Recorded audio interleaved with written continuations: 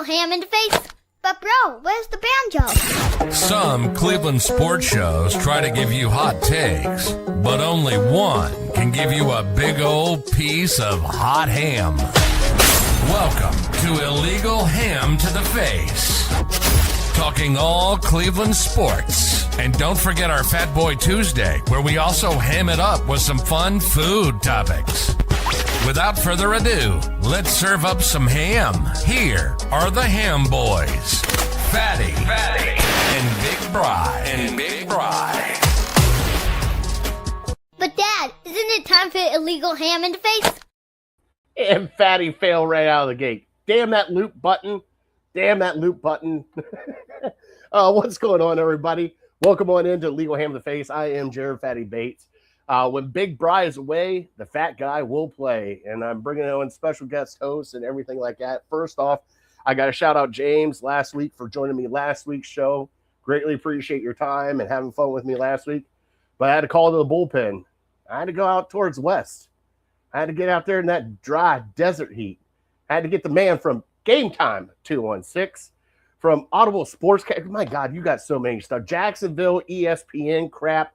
Like, Jesus, God, you're everywhere. Let me bring in Bobby G.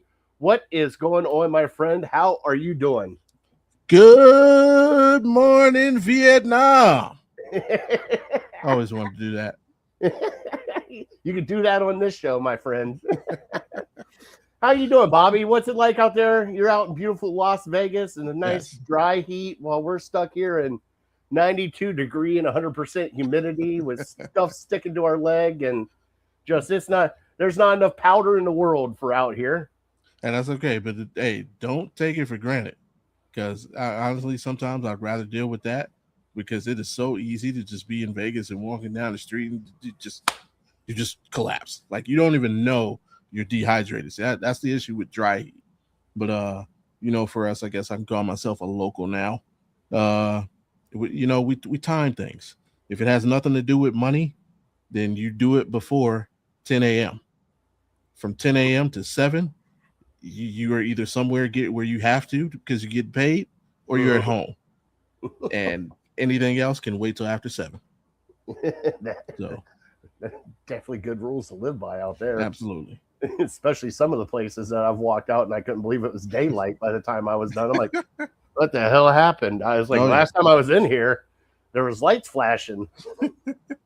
And then, hey, that's when you see the other side of Vegas that you normally don't see on the tourist attractions.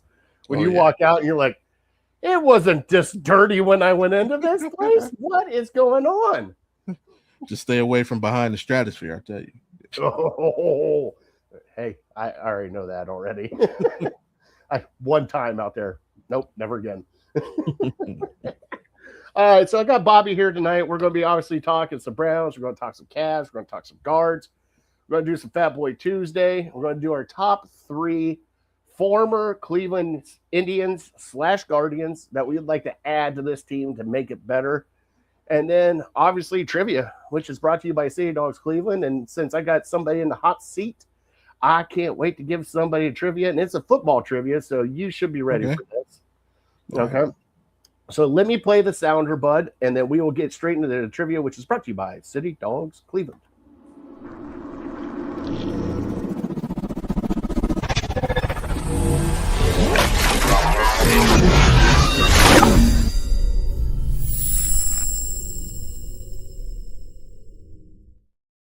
City Dogs is near and dear to our hearts here at Illegal Ham in the Face. If you can adopt a dog from City Dogs, please do it. But if you cannot adopt, volunteer, donate, do whatever you can to help out a City Dogs. They take Kongs, they take treats, they take food, they take your time. If you want to take a pup for a walk, go in there, sign up to be a volunteer. You get to take pups for walks and go play with them outside. So please go help a City Dog from City Dogs Cleveland. Now, Bobby G, we had a sad day today in Cleveland. We did. One of our greats stepping away from the game, Mr. Joel Bitonio, which we will get into right after we do trivia. 12 years, 5-time All-Pro. He leads the Cleveland Browns since 1999 in games started, which is shocking. He's above Joe Thomas. Right.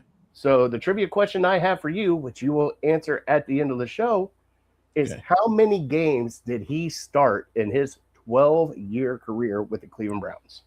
Ew. Oh, yeah. Ooh is right. Hey, and no Google searching. I'm not gonna cheat Stuff over there. Don't start clicking stuff over there. We got to keep it on up and up order here. So it's actually a staggering. Like, I couldn't believe the number when I saw it. I'm like, there is no way. No way. But yeah, it's a pretty good number. Talking about rooming with, oh my God, Batonio roomed with Johnny. That had to be an interesting.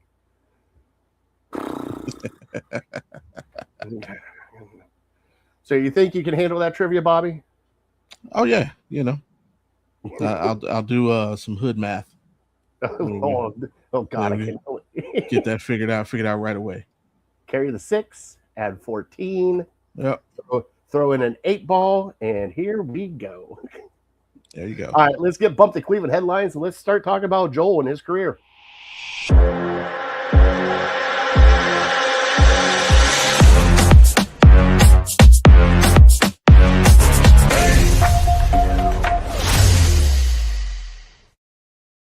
See, Bobby's dancing to it too. You guys didn't see it. Yeah. Bobby was dancing it too. Yeah, I was waiting for the booyaka 619. So Joe Batonio retired today. A lot of people have been questioning if he was going to come back this year. We still didn't know. We didn't know if he was going to go sign with another team, but he finally did hang it up. Bobby, what are your initial thoughts on Joe hanging it up? And the next question is he going to be a Hall of Famer for the Cleveland Browns? Will he make the Cleveland Browns Ring of Honor? I believe so. Will he make the NFL Hall of Fame? That's the question. That's right. When you look at his, just you state his credentials, 7 Pro Bowls, 2 All-Pros. As an interior lineman, and you look at some of the linemen in the generation he played in, guys like Zach Martin, was Quentin Nelson out in Indy. There have been some great guards in the league during this time, so understandable why he doesn't have more, all pro nods. It's tough. It's tough for linemen as is. I know. It's like if we got him a run in the postseason, that's the weird thing. I don't think the playoffs matter as much for linemen. I think linemen make it just more off stature. How many years was he considered top 5 at his position? Things like that. Even if you're not all pro, you can still, and how many top 100s did he make? That's voted on by the players. So that love for, I know for a fact he made at least 2 that I believe I saw him on.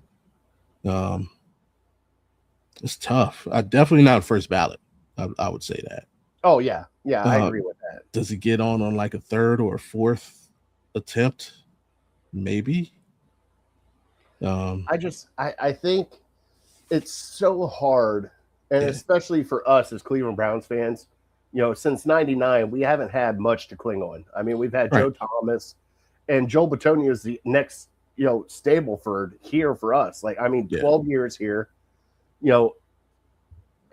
but his starts say it alone. I mean, 12 years here, he pretty much played all 12 seasons. It's just unreal what he gave to the Cleveland Browns, and I feel so bad for him because the only thing he got out of it was 3 playoff games and a rebuild and a whole bunch of trash, and then have to answer questions that you don't want to answer with the amount of let's go all the way back Johnny football, his time here, you know what I mean? So it's like I feel so bad for him, like I did Joe Thomas when Joe Thomas retired.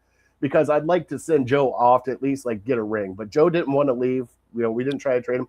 Joel was the same way. He didn't want to go. They said, hey, do you want to sign somewhere else? We would love to have you back. And then finally, I think he's just wore down. I think the beating that he took, and, especially for those guys on the interior offensive line, I think it just finally caught up to him. I remember people telling me that there was days where he would sitting down, not able to get up, and then next thing you know, come Friday, he was up and ready to go. We're starting again on Sunday.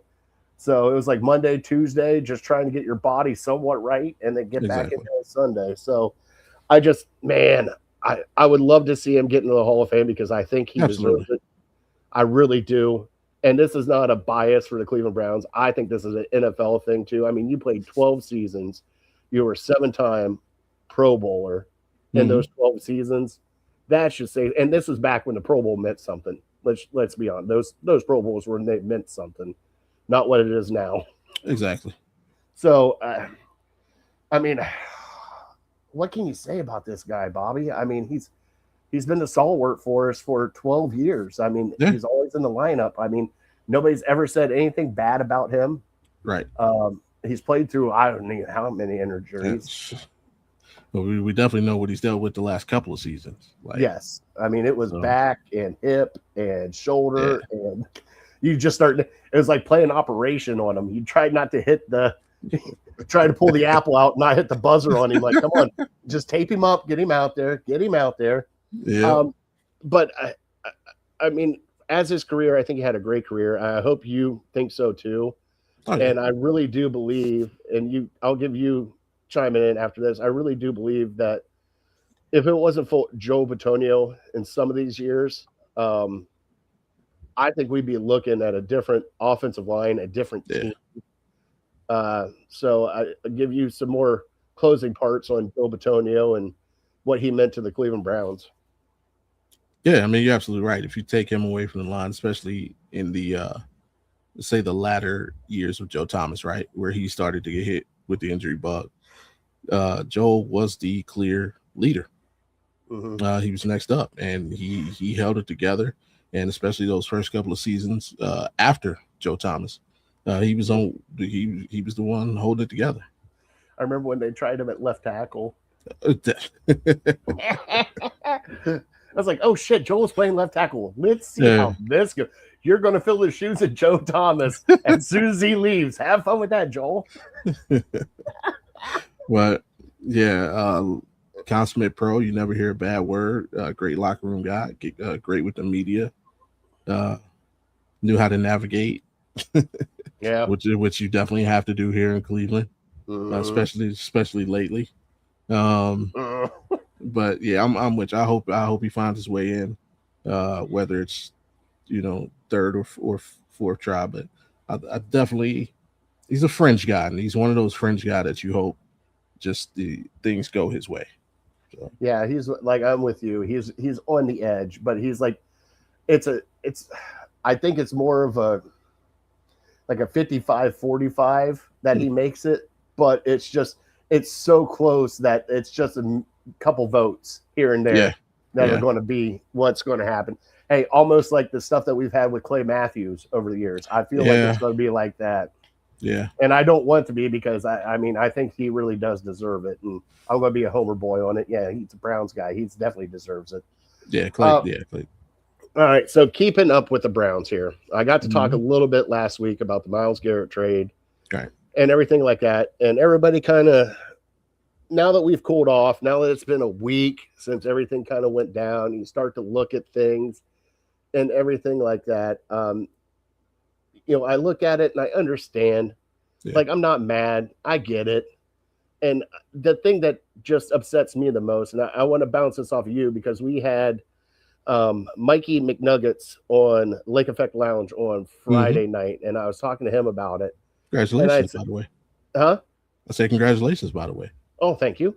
But I asked Mikey, I said, did they really fumble this trade? Because they could have done it before this instead of now. Like when he was demanding the trade back when he was 29. Mm-hmm. And then for some odd reason in their head, they thought they were going to get this wonderful attire that is the Cleveland Browns, and they're going to throw a couple patches on it, and it's going to be okay because we're getting Joe Flacco and Kenny Pickett in here. It'll be fine. And it wasn't okay. We should have known better. But like I told him, I was like, I think they fed Myles just a whole bunch of BS saying, hey, we're really going to try for a quarterback. This is what we're going to do, blah, blah, blah, blah, blah, blah, blah. But I feel like they really did drop the ball and did not. They should have traded him when he demanded for the trade back on Super Bowl row and all that stuff. I wanted your thoughts on it too, because Mikey kind of agreed with me, but he said because he thought that Andrew Berry's hands were cuffed at that point in time because he didn't have the job security that he might have now. But I want your thoughts on that. Did they fumble this and not trade him sooner to get more out of it? Or did they just do this for the fans and said, hey, guys, here's the PR thing. We're going to give you Myles Garrett for 1 year. He's going to get the sack record. We're going to cheer. And then we're saying goodbye to Myles. No, I don't think they fumbled it. I've always maintained, well, first of all, you hate to lose a player of Myles' magnitude, any franchise. But at this point, like, you understand. And the only thing that kind of bugs me is the fact that everybody sees this as like a rebuild move. I don't think this is a rebuild move. This move to me is more like, we've heard that Jimmy Haslam felt the team last year should have won more games. And he obviously wants the team to compete this season. To me, like, this move is kind of going towards that. Like, to me, this move is more like when the Broncos traded Clinton Portis for Champ Bailey. Like, it's like the Broncos weren't rebuilding. They're just, this position is a weakness for us. We'll try to get better at it. This is the best asset we have to get better at it. For the Browns, it was, how can we get a piece where we're still competing at a certain level? And the only piece that we have to make that happen while getting better is Myles Garrett. Yeah. You're not going to get this kind of value for Denzel Ward, or even though he's defensive rookie of the year, like Carson Schlesinger would probably be the next highest asset that we have. I hate to call it player asset, but tradable asset. It's Myles, and I love the return. Like, Jared Verse is like, for Browns fans who are looking at Jared Verse like slouch, or for Browns fans who don't watch much football outside of Browns games, like, Jared Verse is like, his floor may be like an Alex Highsmith in Pittsburgh. If you're telling me I can get that for the next 8 to 10 seasons, I'm cool, especially with all the other talent we have. So, like, to me, this move was the perfect move to continue on the trajectory we're at. And as far as Andrew Berry being his hand being for, I don't believe that, because last season kind of showed us that whatever handcuffs or restrictions were on him, or whatever was going on in the building, is off. Right. We're off of the Podesta thing. I'm starting to think that the Podesta thing was a horrible move by the Haslams, because I have a feeling, after I'm watching this and watching how he's drafting now, and I'm not saying, hey, it's been one good draft and he's drafted some really good players. Right. But these guys got to play. But it's seeing this and then seeing what was drafted when Podesta was here. It was like, okay, Podesta has kind of got his hands in this a little too much. Right. Because it's too night and day. Right. It's like, and remember, I came when we first connected, I came here, I told you guys, Andrew Berry is not the problem. And hey, I wanted to argue with you on that, because in my mind, at that point in time, it's it's GM. GM's the one making the picks, and this is getting horrible. And then he's not saying that he's had home run drafts. Like, last year's draft was a very good draft. Clearly, right. I thought this year's draft he hit everything he needed to hit. Now, we still need to see those players develop on the field. Absolutely. But I agree with you with this pivot from the Myles Garrett to what we're doing now, because Myles is going to be 31. We get Jared Verse, who is 26, still under a rookie contract. You got rookie defensive tackle Mason Graham. You got second year, two guys coming in, Schlesinger second year. Right. Denzel Ward's getting a little bit older, but you got Tyson Campbell that you traded for. Grant Delpit is still there that you can re-sign, bring in. And then you got, McNeil Warren, who we love. Yeah. The thing that worries me about this is, yes, you're pivoting, you're getting a little bit younger where you need to get younger, you're going forward. But man, the big elephant in the room is quarterback. And what are we doing? And the thing is for me with, I'm hearing all this, well, Deshaun Watson. I'm like, okay, I get it. Then I see Miles being traded. I'm like, why the hell are we even talking about Deshaun Watson right now? Why isn't it Shador? Right. Because I don't want to see Deshaun Watson on this team. I know where this gets me. If he actually goes out and plays well, Bobby G, he plays well, gets this team to the playoffs, does something great, and then we have to sit here after a 12-win season, look at each other and go, should we extend Deshaun Watson? And that's the question after the worst trade in NFL history, it feels like, and then all the blunders that have happened along with it. I don't want to have to deal with those questions. But you won't. Like, to me, in my opinion, first of all, I believe Shador will win the competition. Second, Deshaun Watson, in my opinion, again, would have to win a Super Bowl in order to even have that as a consideration. Even if he gets this team to the AFC Championship, you compile your assets and you get the best quarterback you can. Now, here's the other thing with that people really play. Oh, say that happen. Yes, Deshaun comes out and plays like a top 15 quarterback, right? Gets us to the postseason. People are dismissing the fact that they think if that happens, something awful is going to happen. But what if Shador then takes that time to learn and comes out better on the other end? He's still developing. Deshaun doesn't win the job and then Shador just sits there twiddling his thumbs. He's still going to have that extra year to develop. He's going to have that extra year to see it. Because if Deshaun's doing that, he has a chance to see the job being done right. Mm-hmm. It's still a win-win, and you can decide at the end whether you're ready to turn it over to him. We'll be in the Minnesota Vikings situation. Do you re-sign Sam Darnold or you turn it over to JJ? You know what I mean? We'll be in that situation. They screwed up. The Vikings got it right. They got it wrong. Yeah. But the question is do we believe Deshaun Watson can do it again? And do we want to pay that? Right? Do you want to pay that fee to potentially bring it back? Would probably be about $30 million. Like a 2-year prove it deal with all the guaranteed money in the first year, so you can let him go if need be. Mm-hmm. Are you willing, or would you rather turn it over to Shador after the season and then use that money to get better in other places? So, I mean, I would just like for once not to have to talk about the quarterback in the upcoming draft. You know what I'm saying? Yeah, we all would. I mean, it's like, and they're like, oh, you got another first rounder to take a shot at the quarterback in the next draft. And I keep hearing Arch Manning and all this other crap. And I'm like, guys, I'm tired of that. We've been doing this for 30 years. Like, I'm tired of looking at the draft. I want one of these guys to hit. Well, I want Shador to hit. I don't want Deshaun to hit. I'll be brutally honest with that. But if Shador actually comes out and looks competent as a quarterback, guess what? When we're picking 6, we don't have to look at a quarterback. We could get a Jeremiah Smith at 6.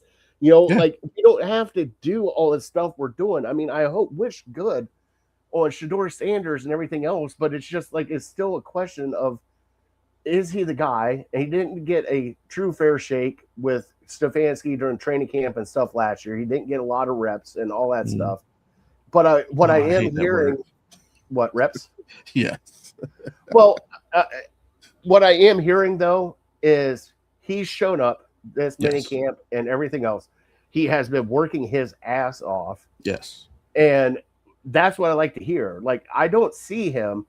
I was expecting when we got the Shador Sanders experience, I was expecting Instagram reels like we get from Deshaun Watson. I was expecting TV shows with dad and my brother. I was expecting all this. Shador has been very quiet. He has been doing his work. He doesn't say much. It was just okay, I wasn't expecting this. I was expecting the Johnny Manziel circus to come in when that happened. Right. And the problem is because people had it backwards. With Shador's show is on the field. His show is the it's on the field bravado. He has never, and that's the one credit, he has never been an off the field. The off the field with him is the Shadurian army around him. It's the Colorado aunties. It's that's the distraction. That has nothing to do with him. He himself is he's had a great work ethic. Like he's shown his love for the game, his joy for the game, his commitment to the game. And so to me that wasn't the issue. But yeah, I'm with you. It'd be nice to not have to worry about the QB, but for everybody who's talking about that or has that kind of mindset, the big trick is you're really getting what you wanted all along, because most people who have that mindset have the mindset of, why don't they just build the team around it and then get a quarterback? Well, if you take your mind off the quarterback for 1 second, that's actually happening. Oh, it is. I mean, with the wide receivers, they're rebuilding that offensive line pack. Exactly. I mean, I see it, and it's just, but it's like they're poisoned. That's why I like that trade with Garrett for Verse, because is Verse going to give you 24, 25 sacks a year? No, but Verse going to be that kind of guy that just pumps you right in the face and just works. Like, he's not going to be like, and I want to say this cautiously because I know where the Browns were at last year, but he's not going to be like Miles last year, who was just looking for the sack record. There was times that Miles didn't want to play the run. There was times that Miles didn't want to do his assignment, all that stuff. Miles was just going for the sack record, and I would too when you got a 4-win team and nothing else is going right. Yeah, I'm going to get mine. You know what I mean? But I don't think Jared Verse is built that way. From what I've seen, and what I've heard, especially him talking, he doesn't seem like he's that kind of build. No, and the other thing is to that, you also get everything you ever wanted out of Myles Garrett. You get in Jared Verse. I'm not saying Jared Verse is Myles Garrett, but what do we hear about Myles Garrett from most fans? Oh, I wish he was more vocal. I wish he was more of a leader. Well, guess what? This guy is. Jared Verse is. And guess what? We have another pretty vocal guy out there on that defense. His name is Carson Schwarzenegger. So you have these two guys leading the defense, and please don't take what I'm about to say like to the nth. I'm just we have our version of Ray Lewis and Terrell Suggs. Yeah, no, I get it. Right, the two guys who are going to rein it in and probably rein the offense in. Because Ray, they weren't just about defense. He was letting the offense know, hey, I need this from y'all. If y'all give us this, we win the game. We'll take care of the rest. I think between Verse and Swess, and honestly, I'm gonna put one more name in there. E-Man. Man McNeil Warren. I think he can develop into one of those. I think that can be our Ed Ray Terrell going forward. Because honestly, I think he wins Defensive Rookie of the Year. And I think basically we'll have the last 3 Defensive Rookie of the Years on this defense. And hey, guess what we got to show for it? 4 wins, 5 wins, 5 wins. I think we get 7 this year. I mean, I would hope so. I hope so. I still have my hickaboos about Todd Monken being a first-time head coach. I have my hickaboos about the offense in general, and especially with the wide receivers, because Andrew Berry really hasn't drafted wide receivers that well in the NFL. Fair. But he's traded for some that can't catch a cold. Jerry Jeudy. By the way, did you see that wonderful 7-on-7 for the first pass? He dropped right as soon as it hit his hands. I was like, hey, he's 1-1 so far. He's had the best year of his career, and he's had a not so best year of his career. So he's on the this is the rubber year. Can you see the comments on your side? Yeah. Or I can only see YouTube. Okay, so you saw Justin's comments, right? I want to bring this up because I think this is comical. Go ahead. Because Baker, Baker Bros, everything else. Baker's not happy in Tampa, and everybody's been throwing out, well, would you take him back here in Cleveland? Honestly, I would love to take him back in Cleveland. The bad thing is That bridge is blown up, buried underneath some shit, and completely burnt the fuck down. There is Yeah, but it's no his own way in fault. hell. Well, it's also the owner's fault. It's also No, Andrew no, no, Berry's no. fault. No, it's not. And you know where the proof is? Has Tampa re-signed him? No, Nope. and Exactly. I understand There's your Baker. proof. I understand Baker has got some stuff, but see, I want you to think about this though, because when it came down to it, it was either Miles or Baker. Miles couldn't do Baker. Guess who left? Baker. Well, And now not only Miles isn't that, here. it's because Tampa's in the same position we were. Mm-hmm. Yes, Baker's good, but can he? And Give the you the next answer level. is no. No, and So that's the other thing. Like they were talking about it, and I kind of am the same way because Baker has been so streaky the past few years where he'll be a top 8 quarterback, and then next thing you know, he's 20th. And then next thing you know, he is 15th, and then next thing you know, he's 21st. He's so streaky that he's just not.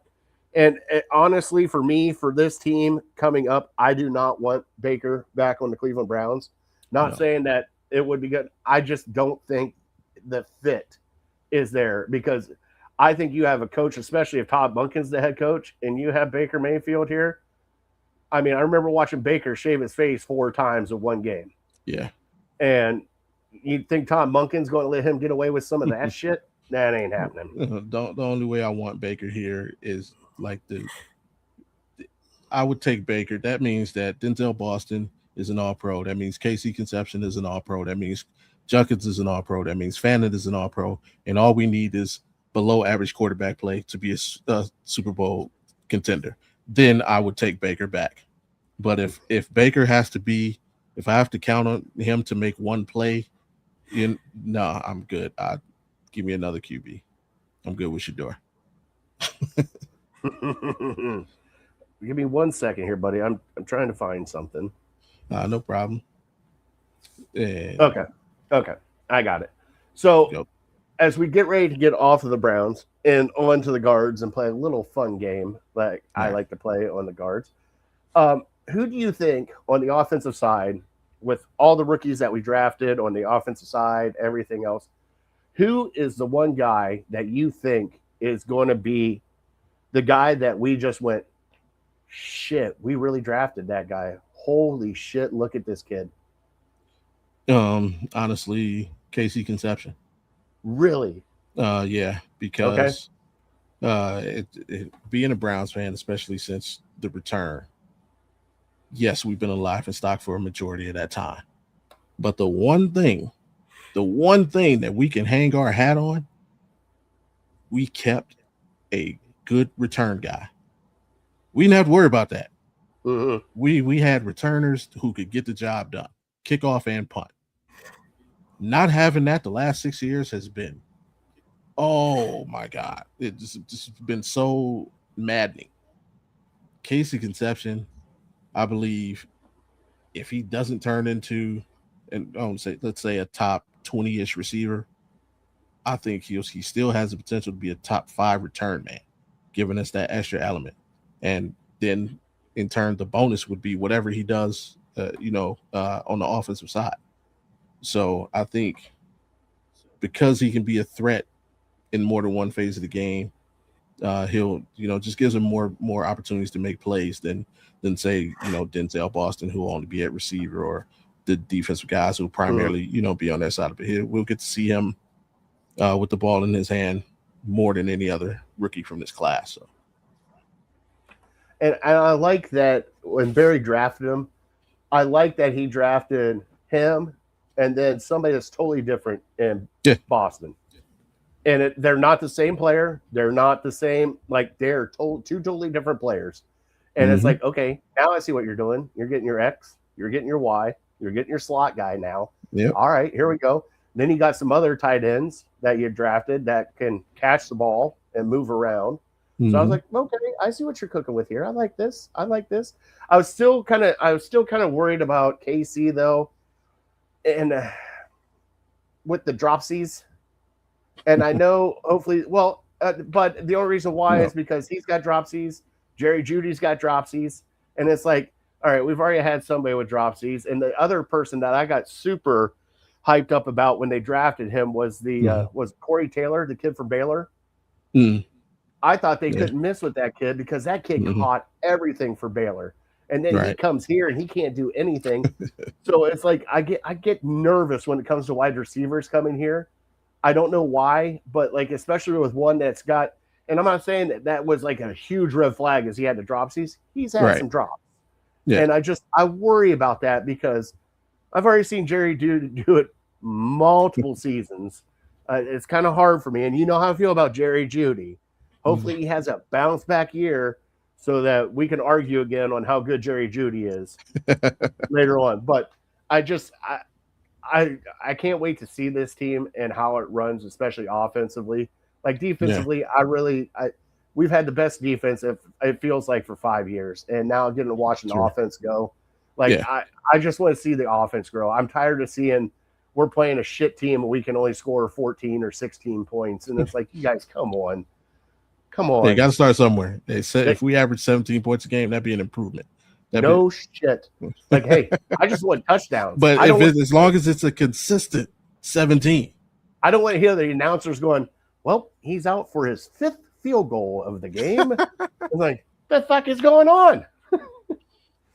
But to your drop thing, Jamar Chase, his rookie year, also had a case of the drops, throughout the summer into the preseason. Everybody has. So, I'm just saying. I just worry about it because I've seen what I've seen so far. Like the only thing you ever watch Necessary Roughness? Yeah, Stone Hands. Stone Hands. That's what I think of. Don't throw it to Stone Hands. Robert Loggia yelling down the field. I'll give you one more thing on the Browns before we flip it over. Okay. Batonio's retirement actually gives us another feather in the cap.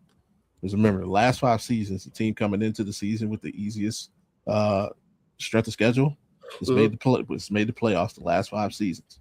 So we got that working for us. And also, what happened the last time a great lineman retired from the Browns? We made the playoffs that season. Remember, Joe Thomas retired. We made the playoffs the very next season. All right. God, I love you. You are so I love you so much, Bobby. I can't. This is my Super Bowl right here. Is just talking sports with you and having fun with this because, damn you! Now you're going to get my hopes up. I'm going to start screaming on all the shows. They're going to win 11 games. All right, bud. Let's get into a Cleveland Cavalier, what I like to call stay or go, or as we like to call it here on a legal hand to the face, eat or pass. All right. So we have a lot of people that we need to kind of retool here. And I'm going to go through some of the ones that obviously we can't get rid of. Like, we're going to leave Mobley. We're going to leave Allen alone. We're going to go a little bit more of the ancillary players. All right. So let's go first off from what I see. And I really like this guy, Thomas Bryant. Eat or pass? Eat being keep, right? Yes. All right. If possible, eat. But I love Thomas Bryant. He's just a good kind of guy you want on the roster, right?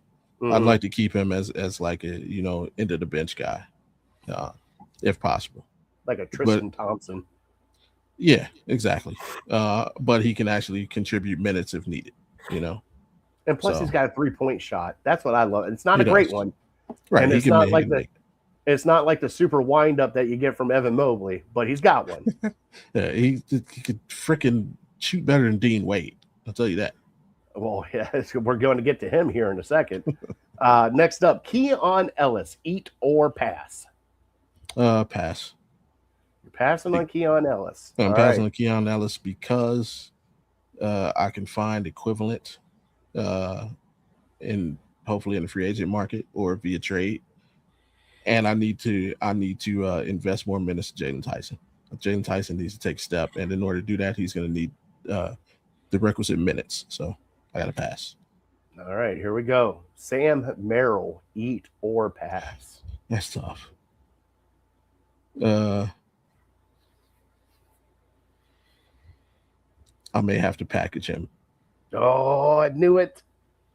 I may have to package him. Sam really let me down, man. Just looking at some of those games, and I was like, man, for him, looking at what's going on with like Landry Shamet, like when he plays, I know I'm getting 3-3-pointers. When Deuce McBride plays, not last night. Oh, he made 2. He definitely. He made 1. I thought he only had 3 points last night. Should I more? Let me see. He was 1 of 8 last night with Shamet. Yeah, you're right. But that was like his worst game in the playoffs.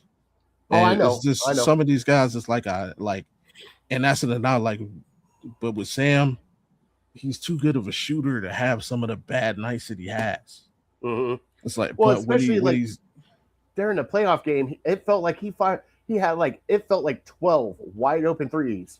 Yeah, and just even at the end of the game, like the buzzer beater, I saw it Harden flip it back to Sam Merrill. I'm like, game over. There it is. And then all of a sudden, clank. I'm like, son of a bitch. That game winner was so disappointing. But yeah, I mean, he'll go out and he'll give you a 8 for 14 with 5 threes, and then he'll come out the next night and go 2 for 12. It's like, bro, like, but he'll finish the season. Sam Merrill shot 44% from 3, and it's like, it just doesn't feel like it. You're still not confident when he shoots. So I may have to package him. So I'm going to say pass. Okay. The one thing I do like about Sam Merrill, though, is he, like, when he's out there, he's playing full speed. He's giving you effort. Yeah, and he's taking charges. He's taking Christ, the one I thought he died on when who was it that ran him over? Who was it? Thompson. It was Detroit. Yeah, Thompson. Yeah, just floored him. Yeah. I mean, it looked like Jadeveon Clowney killing that Michigan running back. Like it was. I was like, damn. Oh, yeah. He took one for the team on that. Oh, he definitely took one for the team. All right, next up, Larry Nance Jr. He's still on the team? He's still on the team. Pass. All right, here's a fun one for me because I thought he should have gotten some more playing time in the playoffs. Craig Porter Jr. Unfortunately, I have to pass. Okay. And now, the terrible thing, I love Craig Porter Jr. Can I ask why? If not now, when? Okay. It's like I love Craig Porter. I felt he should have been given an opportunity over Ty Jerome. Okay. When Ty Jerome left, I felt he's like, okay, this is your time to go after it. Mm-hmm. And it's just like when, bro? When are you gonna just play? Like, I mean, and he's like a Josh Hart. That's what I want to say. Like he could be our Josh Hart. Yeah. That's why I don't want to really let him go. Yeah, he rebounds the hell out of the ball for his position. He plays defense. He's just short. That's his only knock. But you don't have to worry about his. Yeah, you don't have to worry about his effort. But he's still blocking shots. Again, he rebounds A+ for his position and his size. And I want so bad for him to be, but it's just not happening. Well, I'm going to eat Craig Porter while you pass on him, but we're going to leave it to that. We're not going to go Tyrese Proctor because he's just kind of a rookie. Here we go. Dennis Schroeder, eat or pass? Got to eat. He showed up in the playoffs. Yeah, he showed up in the playoffs, and I think he showed his age in the playoffs. He won us like a couple games. Well, I know. And I mean, again, if attitude, he has the attitude that I need injected into this team. All right, so here's the next one. Max Strus, eat or pass? Eat. Love Strus. You really love Max Strus that much? Yeah. Okay. Yeah. He just needs to be a little bit more consistent on offense. And this year I can't really say, obviously, because he basically missed 75% of the season. He did. So, I'm just looking at like the pay. Like Schroeder's getting $14 million, Strus is getting $15 million. Yeah, but Strus is I got to eat Strus. All right, Naquan coming off the bench. He's Naquan. I love Naquan. I love him too. I may have to eat Naquan. I'm going to eat Naquan too. I love Naquan. I wish he could play. I wish he could shoot. If he could shoot 38%, 37%.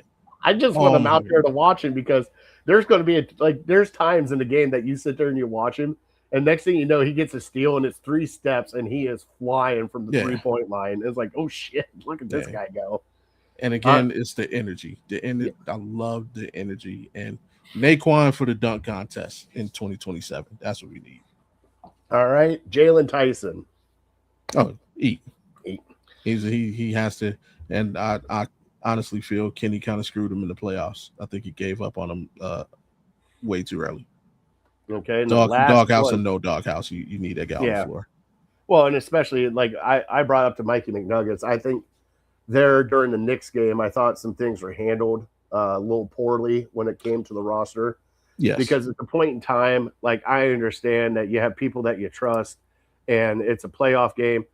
Also, New York was coming off of, what was it, like a 12-day fucking rest. Mm-hmm. You guys had no rest. Like I would have put Craig Porter in. I would have put Proctor in. I would have put Tyson in just to get a change of pace to give your guys just 5 minutes. Just 5 minutes. Not a lot. 5 minutes just to get them like back in track and try to see if you get something to click. Yeah. And it just didn't happen. And he just kept running out there with even Keon Ellis. Like that was the other thing. We're going to get into Dean Wade here in a second. Dean Wade, either pass.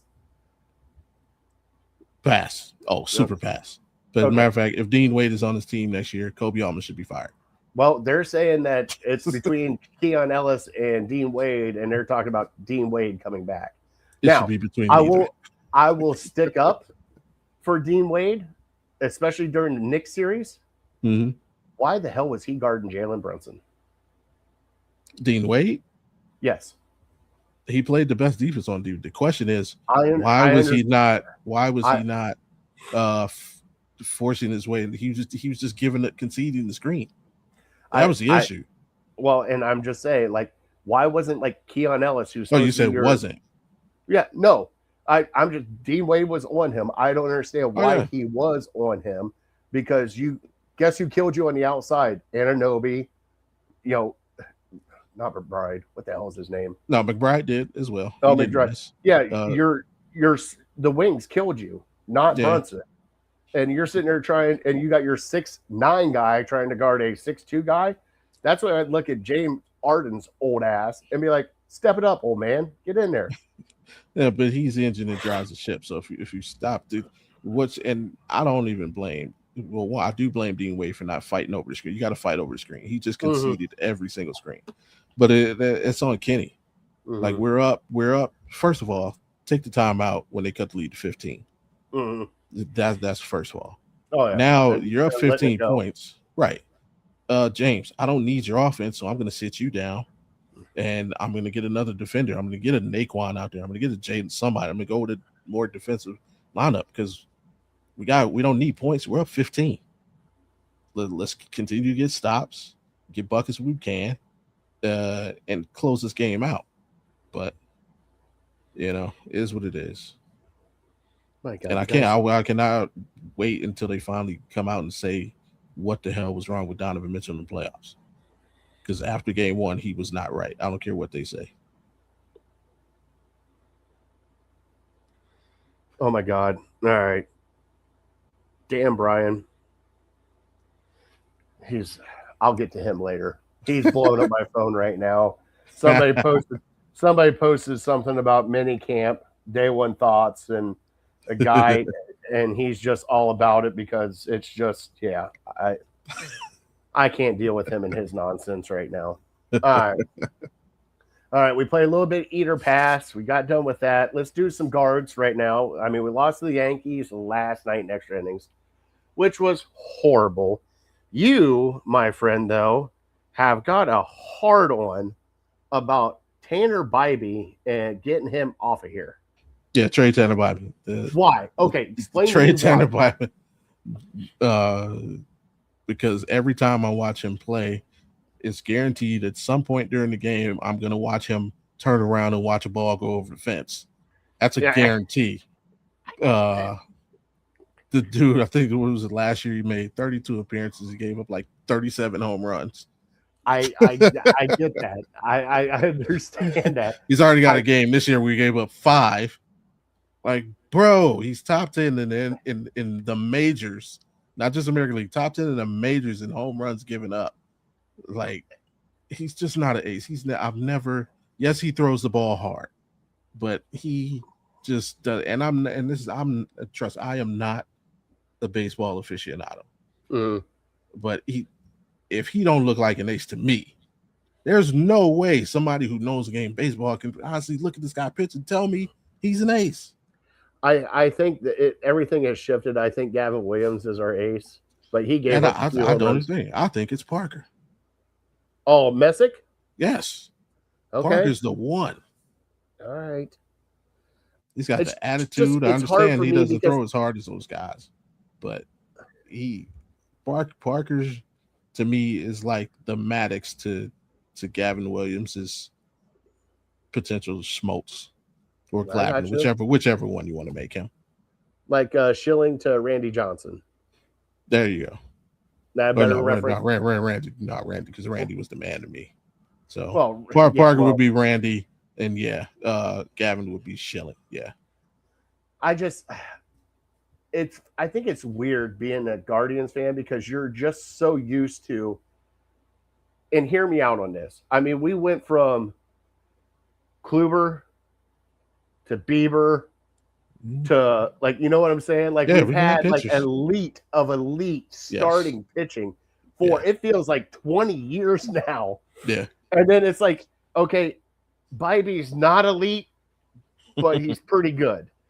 And I don't know how Guardians fans feel about that because he's not going to go out. Like, you get Corey Kluber to take the bump, you know that if he has a bad day, they're maybe scoring 4 runs. If he is on point, they're maybe getting 1 hit. Like, you know that. Even pre-surgery Tristan. McKenzie? It's better than Biden. Way better than Biden. Well, he had nasty stuff, too. That kid had some nasty stuff. But yeah, I don't know what to do with this. You trade him while he still has some value. Well, the bad thing is you still need starting pitching, and then Cantillo has been shitty. Saccone has been kind of crazy. What do you want to do? Bring Logan Allen back up here and see how that experiment goes again? Like, no, you find somebody. There's a team out there that doesn't want to spend some money. Hey, you go get a vet. Go get a vet. You need a guy that can eat innings. Who's not going to be, he's not going to be flashy, but he's going to give you 5 to 6 innings every time he goes out. Yeah. I get you on that one. Yeah. But Tanner I can't watch him dingers anymore. And the funny thing is one time I play MLB The Show 26. Mm-hmm. But my creative player, I smacked one off Tanner Bybee. I sent Big Mike the video. Hold on, did you do the bat flip with the remote? You do the remote flip, like, take that, Tanner Bybee? Oh no, my player's got like this stupid bat. He just kind of stares and watches it and then throws the freaking bat way up in the air. For mine, because obviously I'm a lefty, so I love the power lefty. Mm-hmm. It's the one where he hits it and he walks down and then just slowly drops the bat on the ground and then starts dogging. Like that one, like, it's gone. Like, I don't need a bat flip here. Good girl. You lay down there. All right. What do you think about the Bazzana and the DeLauder so far up in the big leagues? Our 2 rookies. Well, DeLauder, I didn't know much about him until he started playing because he was like just this myth that I always hear about. But we got this kid in the minors, but can't stay healthy, and it's like, okay, but but now I see what everybody was talking about and what everybody was so hopeful for, and again, just hopefully he can stay healthy because he's got it. With Bazzana is just like, what took you so long? Like, as fans, as fans, we've been clamoring for this guy to play since he's been drafted, right? Like, right now, I don't even want to see Arias come back. I want to see Rocchio at short. I want to see Bazzana at second base. I love the infield the way it is now. And I know Arias can help out, and he's played some outfield. But I'm like, Rocchio's been playing good. Yeah. Like that, I think Rocchio getting sent down last year and then called back up because he wasn't batting right.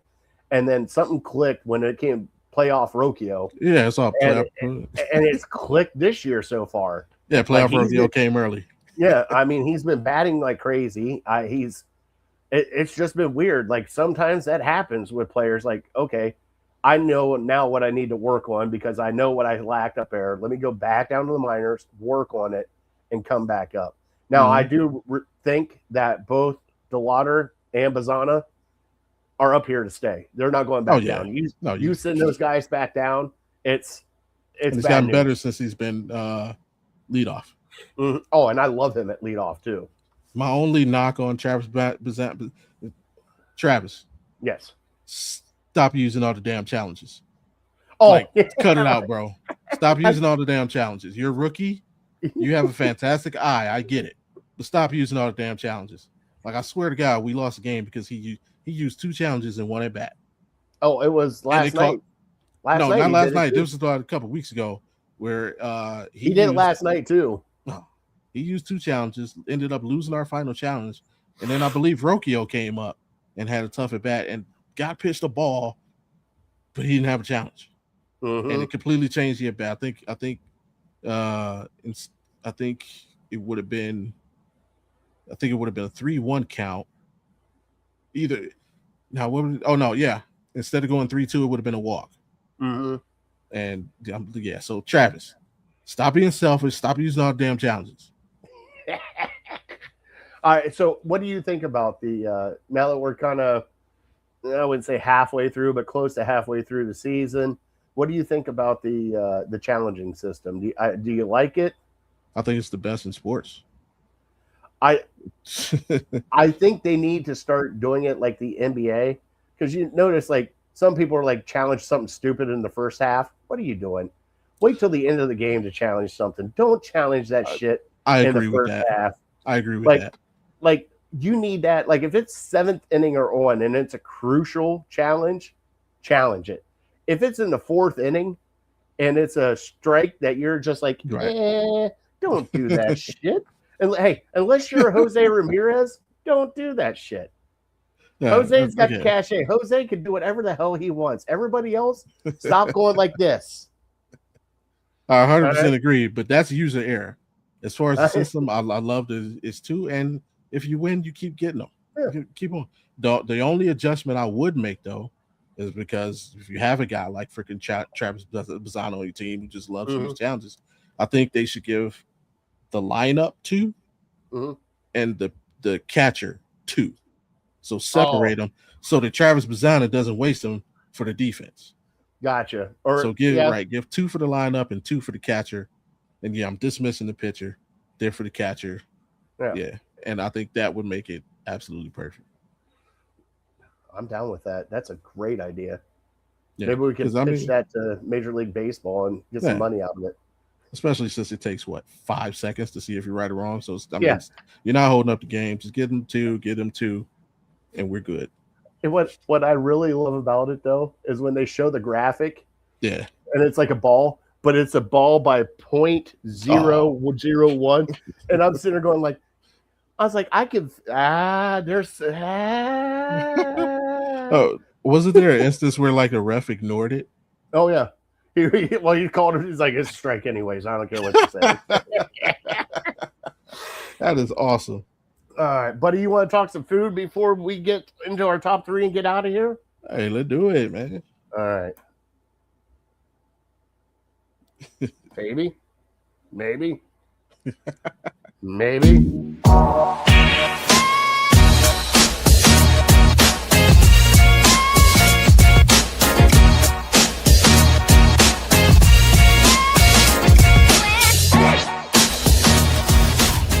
And now, it's time for Fat Boy Tuesday.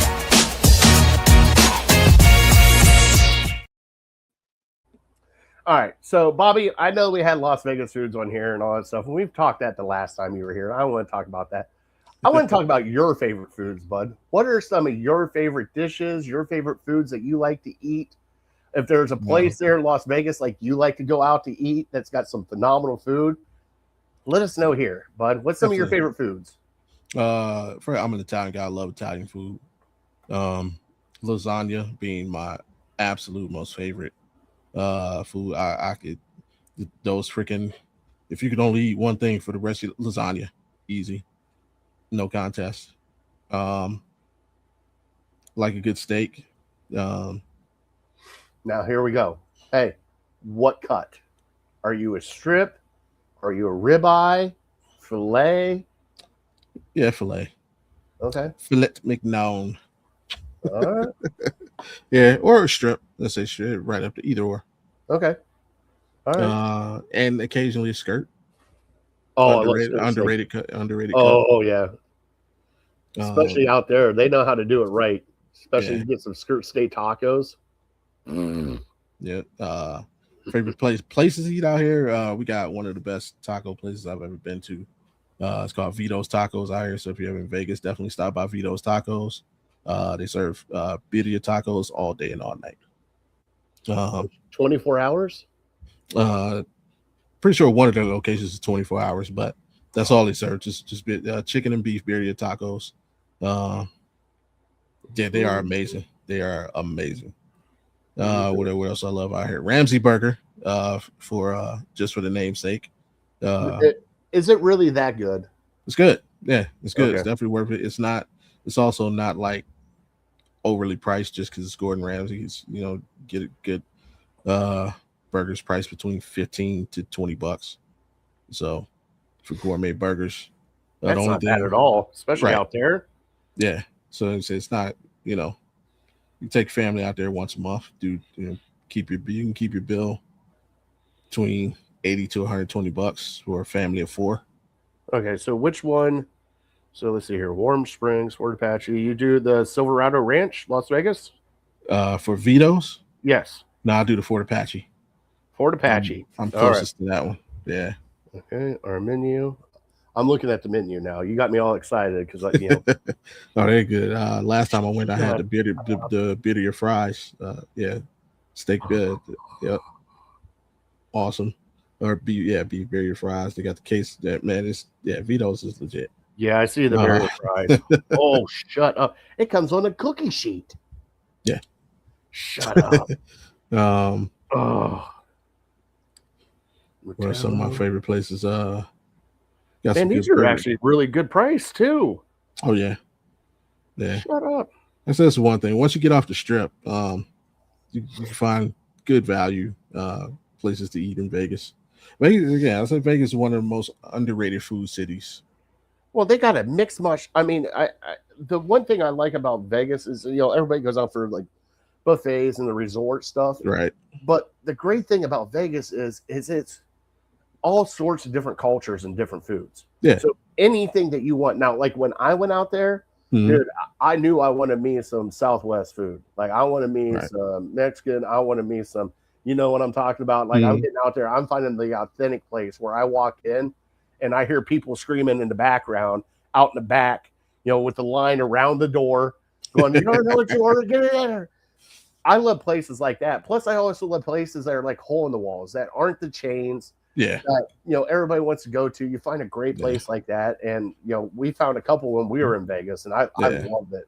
That's how Vito started. They started from a food truck. Now they have 3 brick and mortar locations, plus they still got the food truck, plus they just opened their first location in LA.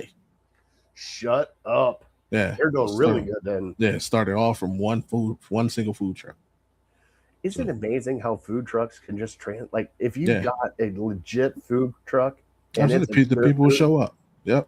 Like it's unreal because we have some here in Cleveland that just floor me, and I'm like, like Cocky's Bagels. I don't know. Have you ever had Cocky's Bagels up here? Have not.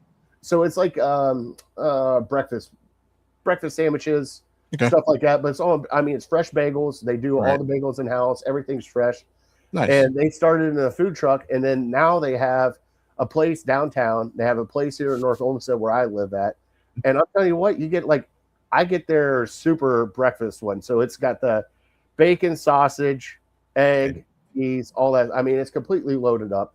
And of course, I'm a monster. I get French fries in the morning just for shits and giggles. $15 for this bagel. And Bobby, I'm not shitting you. Like it was like this big. Oh, yeah.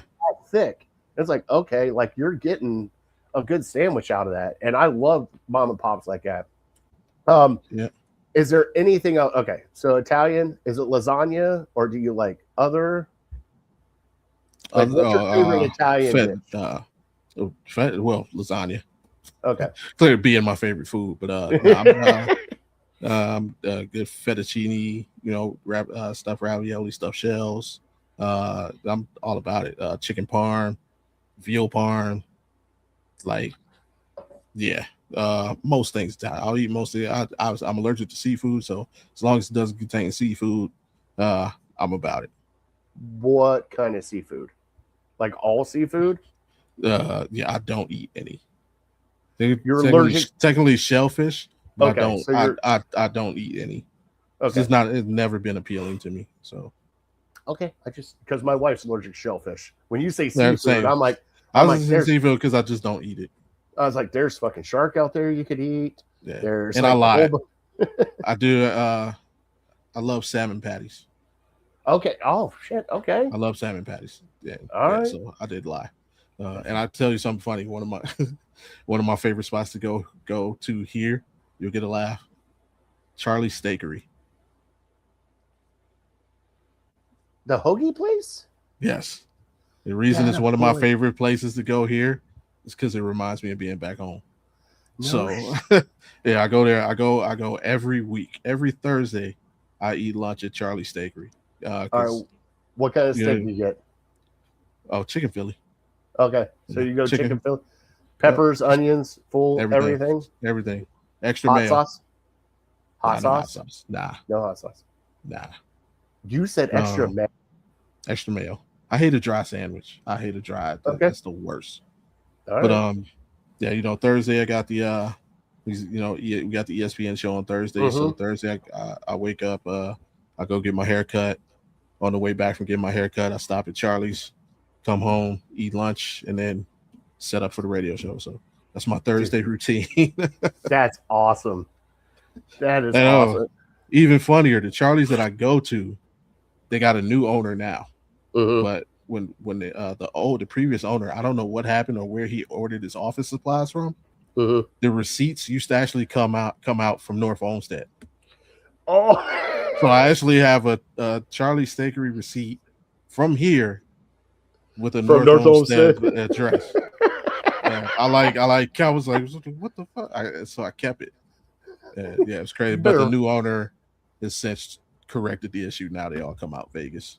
That sucks. You should frame that one.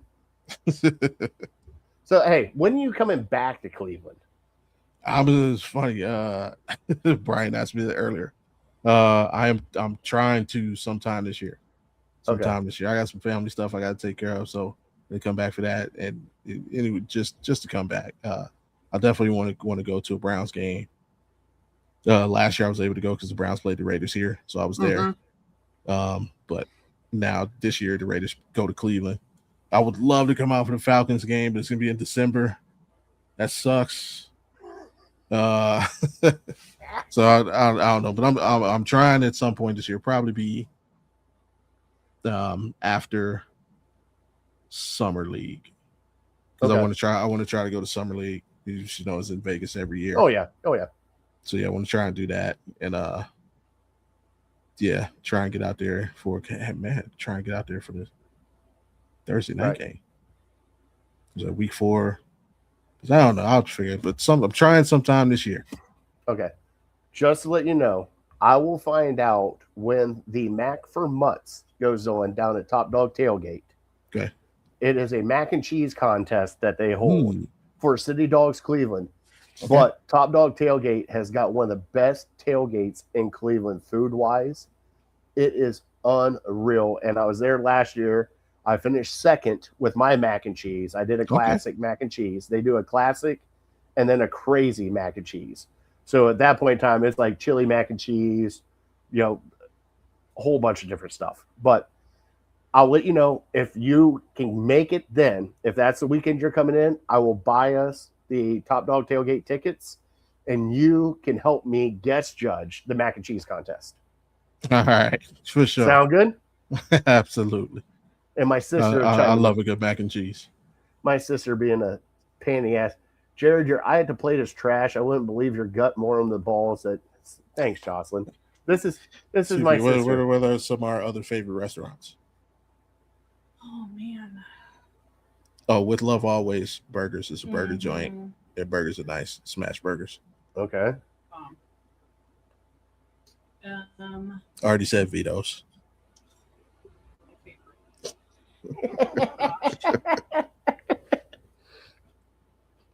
That are like not everywhere. Yeah.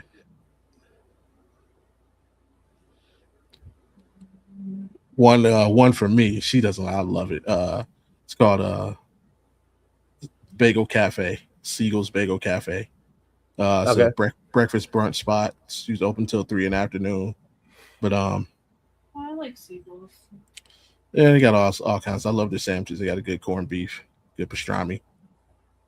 Is it like legit, like back here, corned beef and pastrami? Yeah, because Okay. it was the original owner was from New York. Okay. Yeah, So- you can't fake it, Nah. especially here. Like everyone's like, "Oh, try our corned beef." I'm like, Oh yeah, And there is nothing. I will say, there's nothing out here that even comes close to Sliman. So I've not found that equal yet. Well, when you come back, I might have to take you to Davis's. Ramsey Burger. I told him Ramsey Burger. Yeah. And their service is Oh yeah, top A+, tier. yeah, top tier service. Really? Is it? Yeah. Really? Okay. Now we'll have to go out there and like try our it out. drinking, our Yeah. water cup never got below half. Yeah, got to like half. our service, the dude was on point. He was the best I've ever had Yeah, in life. anywhere ever. But yeah, he said Ramsey comes out like once a quarter and literally checks on because he's got 6 restaurants out here now, so comes out once a quarter and checks on them all. That's awesome. Yeah, so you come at the right time, you might see him at one of his spots. Now we does, gotta go to Hell's Kitchen. I know. That's okay. That's the other. He does have a Hell's Kitchen out there, right? Mm-hmm. Yep, right in front of Caesar's Palace. Man. Yeah, and it's not terribly expensive. I like Lucille's, the barbecue place that we went to on. Yeah, I gotta, because I had one bad time, one good time. Yeah. Well, but the other one you brought home, so True. it's not always as good as like When fresh you off the sit line. down, and this is true. So Lucille's. Yeah, See, I'm favored in shit in my phone right now. I hope you know that. hey, go for it. Well, put this one. We haven't been there, but everybody I've heard that been there says it's amazing, and online it looks herbs and rye. Oh yeah. Okay, herbs and rye. Okay. Yeah, a little And spot off the strip. What was the other one? Oh, that actually looks awesome. The Italian restaurant. That I want to go to. Yeah. Oh yeah, I just want to go there because they were on Bart Rescue. Yeah, but Caleb, Mhm. Both times that he's come out here, he's went there and So it said was that's the dope. best Italian food that he's ever eaten. All right, I'm a tough Italian critic, so we'll see. Yeah. I I don't Now- know, so do have to ask, are you the fancy guy that uses the spoon to twirl? Like spaghetti. Yeah. Or pot. No, I don't use the spoon. I'll just fork it. That a boy. That a boy. well So the other Italian restaurant was good though that we went to Maggiano's. Oh yeah, Maggiano's. Of course, that's top tier. Yeah, that was good. Cabs and 8. Hey, we're still analytic. He's still in it. And Rayo's. We have to go in person to Rayo's. Oh yeah. Rayo's, that's another space. Rayo's out in New York, but they're kind of like everywhere. They got a couple out here. But they also sell a lot of their products in grocery stores, and I use a lot of that when I cook. So You're getting me. All right. I might be making a trip out to Las Vegas before you come to Cleveland. hey, first round's on me. Sounds good to me, man. It sounds good to me. All right, but let's do our top 3. And we'll We'll do get the trivia over with, and we will get out of here. Everybody can enjoy their evening. That's a great Fat Boy Tuesday. Now you got me spots in Vegas. I want to go check out when I get out there. I can't wait for that. All right, let's do our top 3, and then we will finish up trivia. Is my computer? It is.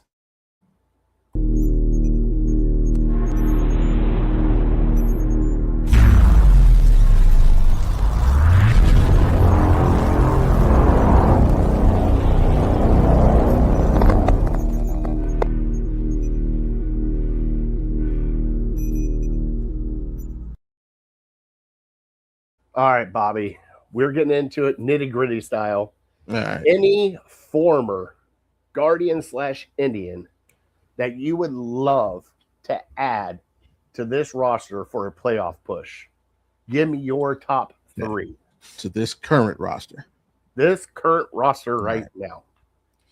All right. Well, first things first, we're going to square up this position because it just doesn't make sense that it's not right, especially when this person is technically still on the team. I'm going to bring in Sandy Alomar Jr. Okay.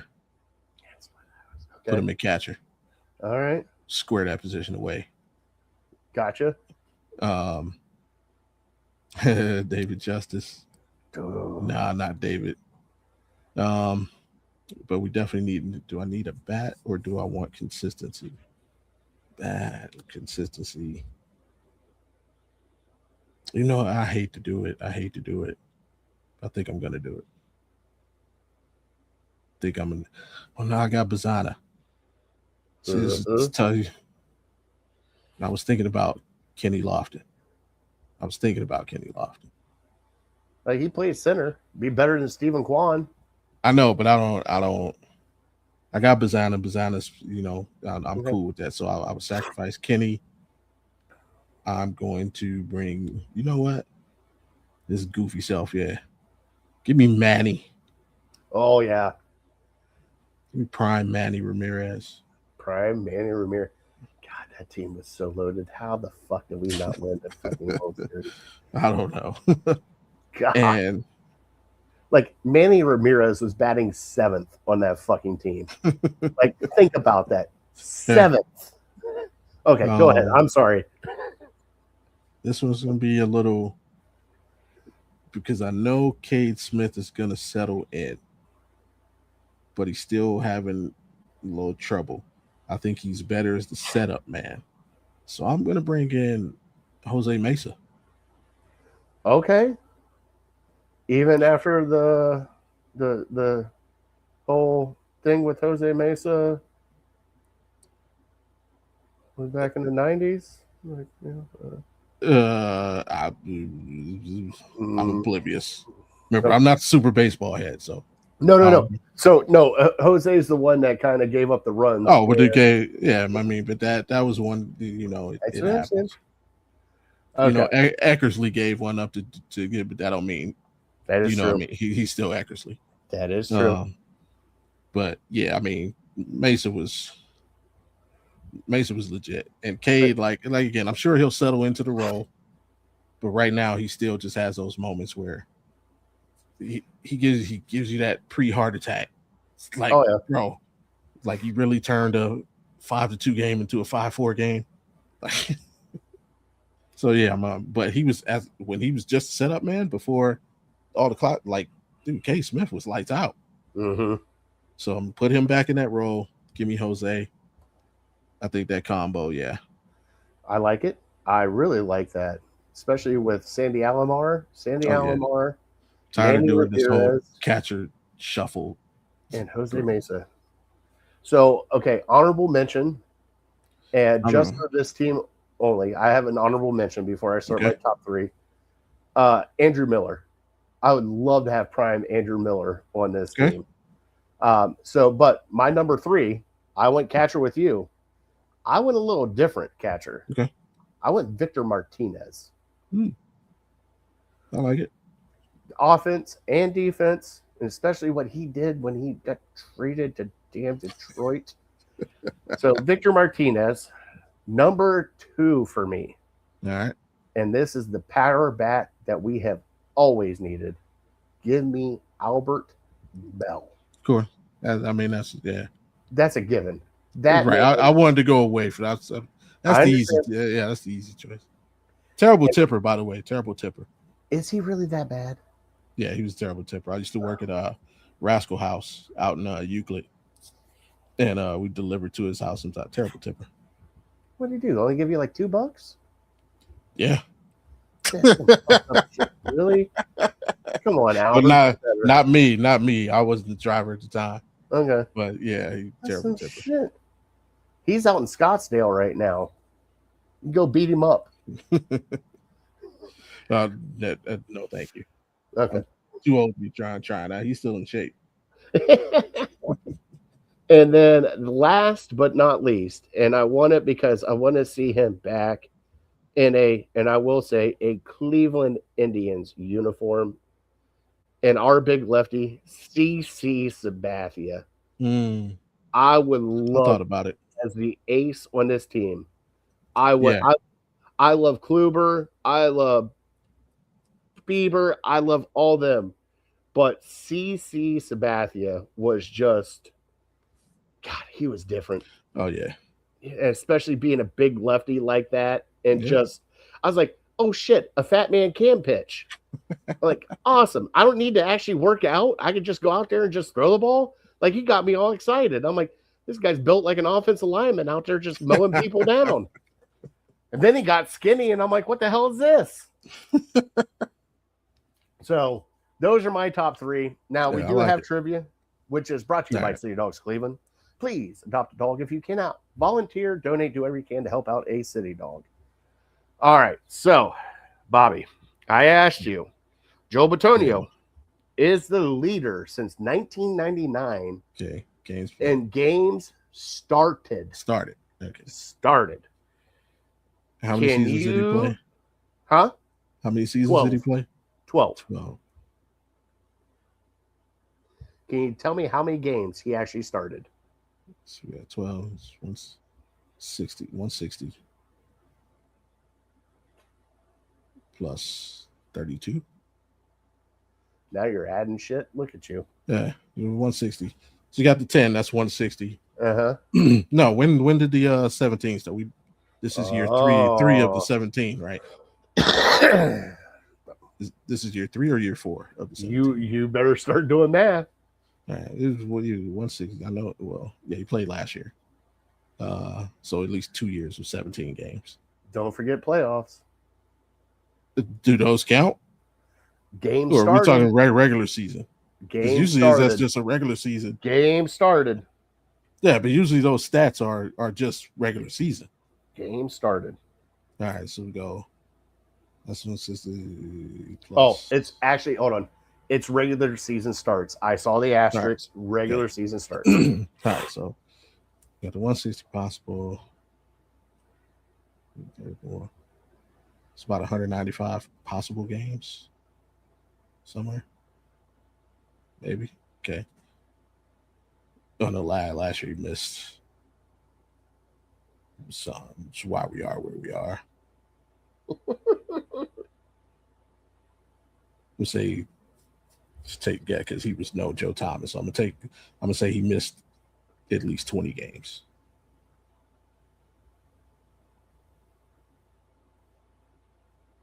It's about 171. Damn, you're close. You are very close. 178 games. Come on. He started. And you were talking about he's no Joe Thomas. Joe Thomas, I got to pull it up again. Joe Thomas held the record until this past year at 167 games started. That's great. How many years did Joe Thomas play? I think he only played 10. Okay. 10 or 11. He didn't play as many as, but let's see here. Bitonio has also famously played in 6,481 consecutive offensive snaps. But he missed games last season, though, didn't he? Yeah, so from 2017 to 23. So almost, think about that. From 17 to 23, he's had almost 6,500 snaps consecutively. Yeah. And Joe Thomas had like 10,000, didn't he?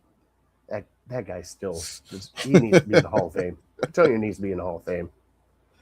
He can make a chance. I know, but I just have a feeling that the writers are going to look at him and be like, oh, he's played at Cleveland, blah, blah, blah, blah, blah. And then they're going to shit all over him like they always do. Okay. Then I have a final question for you, sir. Oh, all right. Have you gone 82-0? In basketball? You haven't? Yeah, you haven't played? It's a website. Google it. 82-0. Go to 82-0. It's an interesting mini game. Takes like 2 minutes. And basically what it is, you pick 5 players, 1 per position. But the scale it gives you you spin, and it'll give you a team and an era. So example, it'll say Lakers 80s, and you can pick any player from the Lakers that played in that era to put on your team. All right, so And classic. you pick the best. Do I play classic or hoop IQ? The classic. Classic. Yeah. And then spin. Spin. We're going to do it right now. There you go. Detroit 60s. Jesus. Right. So God. now you get 2 redos. You can either redo the team or the era, but you can only do each once. Once you use it, they're gone. Walt Bellamy. All right. Now here's the trick: you're not picking for like future. So like, say you land on LeBron, you're not picking like, oh, LeBron becomes it's that specific LeBron. So those stats. So you want the best statistical player from every team. It's not looking good. Oh shit! At least I got that one. Oh, do I want Curry or Durant? So I got Golden State 2010s. I think Durant should be the top player. Yes, I'm going to go Durant. Oh, shooting guard or small forward? That's the next question. And now that becomes question. Now you can also switch them. No, we're good. No, I mean, say you put him at the small forward, and then you spin and you get Larry Bird. You could move Durant to the shooting guard to put Larry Bird at the small forward. You know what I mean? I do not like this. I get 1 redo, right? How do I do the redo? Look at the top. You should see where it says team era. Just click it. You can either respin the team or the era. I do not like this, but I'm going to go this one. Point guard. I'm down to a shooting guard. Oh, shit. I'll take this one all day. Jordan. No. Projected. I went 60 and 22. No, not bad for a first round. So I ended up with Trae Young because I did the respin on Atlanta. Oh. So I got Trae Young, Stephon Marbury from the Phoenix 2000s, Kevin Durant from the 2010s, and then I got 2 60s players. I have no clue who the hell they are. I got Bob Boozer from Chicago, which was a power forward, and Walt Bellamy from a center from Detroit. Not bad, right? No, not bad. I'm going to be playing this game like crazy now. Thank you for that one. And not bad for first. One time I went 80 and 2. I got Luka, Devin Booker, Jimmy Butler, Jason Tatum, and Wilt Chamberlain. And you went 80 and 2? Yeah. Who were the 2 losses? Jesus. I don't know. But then Friday on the Audible, I did one live, and I went 82. I got an 82 and 0. Who was on it? Damn, who's? I just looked at it earlier too. See if I can find it real quick. It should be at that part. It was. I think I ended up with a Kareem. Let me see. Oh no! Of course, it's the freaking. I hate this freaking horizontal view. I mean, vertical view. So stupid. All right. Well, hey, it gets us more views, so stop that. It does. It's the weird minute. Okay, here it is. Who did I have? Oh yeah, I had World Be Free. Oh shit. Rick Barry. Okay. Anthony Davis. Wilt Chamberlain, and who's my point guard? DW. Who was DW? The fuck was DW? If you pick Derek White. No, it wasn't Derek White. It was Dwayne Wade. Oh. Yeah. Yeah. So Dwayne Wade. Yeah, Dwayne Wade, World Be Free, Rick Barry, Anthony Davis, and Wilt Chamberlain. I love it. That's so crazy. Thank you for putting me on this now. So I'm just going to my free time, just start spinning shit. There you go. Oh my God. It's like the block trivias too. You ever play those? Yeah. I love those too. All right, bud. Hey, Bobby, thank you so much for being my co-host this week. Oh, no doubt. Anytime. Hey, the floor is yours. Tell them where they can find you and all the shit. Now I'm gonna take a breath in between as you start talking about all the shit you do. I don't want you to start hyperventilating or passing out on me. So let them know where they can find you and all the shows that you do, bud. All right. Well, it's pretty easy. I got it down to a science. Mondays and Wednesdays, you can catch me live at 2:16. Me and the homie Big Mike from the Man Cave. Shout out to Big Mike for Game Time 216. You can watch that on the Game Time 216 YouTube, the Man Cave YouTube, or right here on the network 216 YouTube and or X/Twitter, whatever you want to call it. Just added a new one. Tuesday mornings. You can catch me on Football Talk with Bo.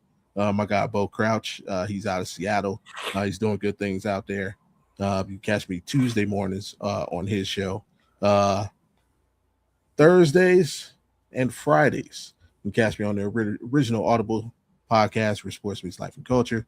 Thursday, we talk all football. That's our Thursday post-game show. So we're in the off season right now. We're just kind of talking a little bit of everything. But once the season kicks in, we'll be after every post-game, after every Thursday night football game. Friday, we just kind of talk a little bit about everything. This past Friday, we had a cookout bracket. So we put together the best cookout plate. How was I not invited to that cookout bracket? Are you shitting me right now? That was a fun episode. When you do something like that again, you bring in the fat man when it comes to food. I'll get you the plate. I got you. We do all kinds of stuff. A couple weeks ago, we had we did a verse, the music verses. Mm-hmm. Yeah, we did actors verses. So we did Denzel versus Eddie Murphy, movie for movie, 20 rounds, which disappointingly ended in a tie. Yeah, that's a tough one. Yeah. Because even though Eddie was a great comedian, and especially on Saturday Night Live was amazing, man, some of his movies. All right, we keep going. We got to end the show. I know you're good. You and I can be talking for like another hour. Pretty much. And then, cap it off all on Thursdays from 4 to 6 Eastern. Catch me on 6:90 a.m. ESPN Jacksonville. So you can watch that or listen to that via ESPN website, the ESPN app, or wherever you get satellite radio. Or you can watch it on the Rec Room Sports YouTube page. So that's everything I got going on. And then, whenever I'm needed, I'll be there and I will send it out to the ether and let everybody know what I got going.